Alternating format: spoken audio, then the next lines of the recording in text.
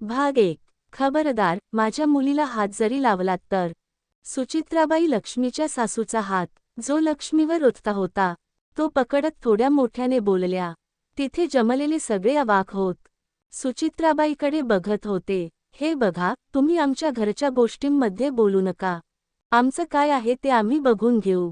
पूर्णविराम पूर्णविराम पूर्णविराम. अलकाबाई लक्ष्मीची सासू, तुम्ही घरातल्या गोष्टी घरातच ठेवल्या असत्या तर आम्हाला बोलायची गरज नव्हती. आणि जर कुठलीही गोष्ट माझ्या मुलीशी संबंधित असेल तर मला बोलावेच लागेल. पूर्णविराम पूर्णविराम पूर्णविराम. सुचित्राबाई, ती माझी बायको आहे, या घरची सून आहे. आम्हाला वाटेल तसे वागू आम्ही. तुम्ही पाहुणे आहात, पाहुण्यांसारखे वागा. जेवण खाऊन आपल्या घराला जावा. आमचे जे काही आहे ते आम्ही बघून घेऊ. पूर्णविराम पूर्णविराम पूर्णविराम. राजेश, तिचे नाव बदलले म्हणून आई मुलीचे नाते संपत नाही. तुमच्या घरी दिली म्हणून तुम्ही तिच्यासोबत कसेही वागू शकत नाही. तिच्यावर हात उगारण्याचा हक्क मी कोणाला दिलेला नाही. चार चौघात तिचा अपमान मला चालणार नाही. पूर्णविराम पूर्णविराम पूर्णविराम. सुचित्राबाई, तुम्ही जास्त बोलत आहात आता. पूर्णविराम पूर्णविराम पूर्णविराम. राजेश, योग्य वेळी तुम्ही बोलला असता तर आज ही वेळ आली नसती. सुचित्राबाईंच्या आवाजात करारीपणा होता. काही संस्कार नाही, काही नाही. तुमच्या मुलीला येते तरी काय? साधं घराला वारस नाही देऊ शकत. वांजोटी कुठली. पूर्णविराम पूर्णविराम पूर्णविराम. अलकाबाई, माझ्या मुलीचे संस्कारच आहेत, जे इथे मान खाली घालून तुमचे बोलणे ऐकत आहे. मोठ्यांचा मान आहे म्हणून तुम्हाला पालटून उत्तर दिले नाही. ती 3 वर्षांपासून तुमचा छळ सहन करत आली आहे. तिला पुढे शिकायचे होते. तुम्ही लग्नाच्या वेळी म्हणाला होता, लग्नानंतर शिकता येईल. पण नंतर वेगळेच झाले, तरी आम्ही काही बोललो नाही.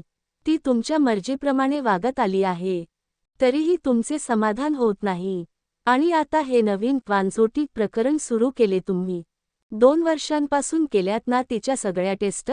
नॉर्मल आहे ना ती? नाही आहे तिच्यात कुठलाच दोष. आता ज्यांच्या टेस्ट करायला पाहिजे ते न करता तुम्ही तिचे दोष गौरवत आहात. आज तुम्ही तिच्यावर हात उगारण्याचे जे धाडस केले आहे ते मी खपवून घेणार नाही.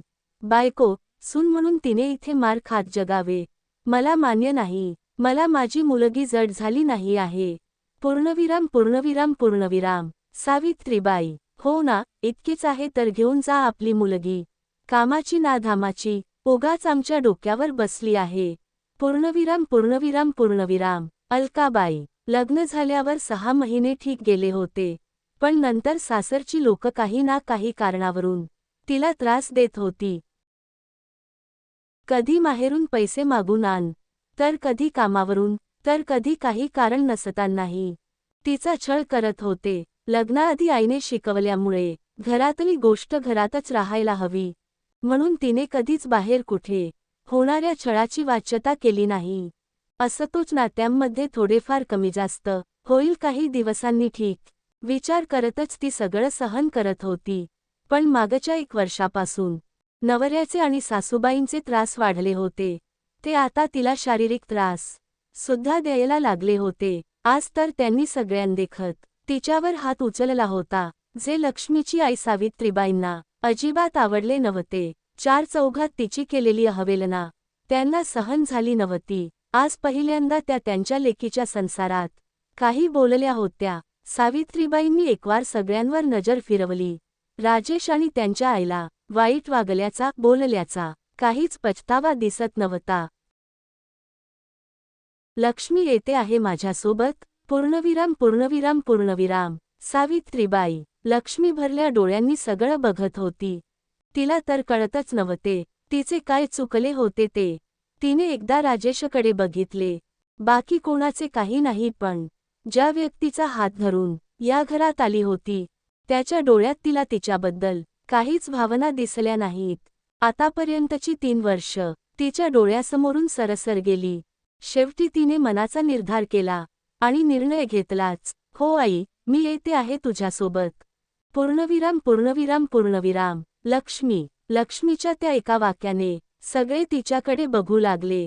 तिच्या सासरच्या मंडळींना ती असे काही निर्णय घेईल कोणालाच विश्वास बसत नव्हता. कारण आतापर्यंत त्यांना लक्ष्मी कशी आहे माहिती झाली होती. तिला कितीही वाकवले तरी ती तोंडातून ब्र काढणार नाही.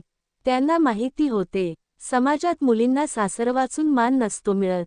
स्वतःच्या मुलीचे आयुष्य स्वतःच्या हाताने उद्ध्वस्त करत आहात तुम्ही.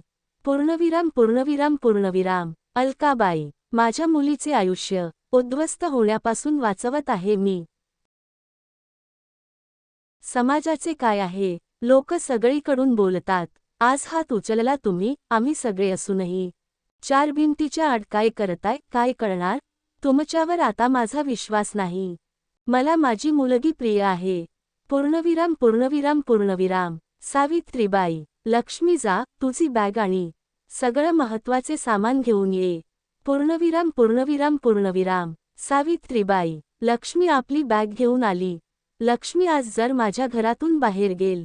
राजेशचे शब्द ऐकून लक्ष्मीचे पाय तिथेच खिळले. लक्ष्मी, मी बाहेर थांबते आहे. पूर्णविराम पूर्णविराम पूर्णविराम. सावित्रीबाई, माझ्याऐवजी आपलं घर म्हणाले असता तर कदाचित थांबलेही असते. 3 वर्षात हे घर माझं नाही होऊ शकले.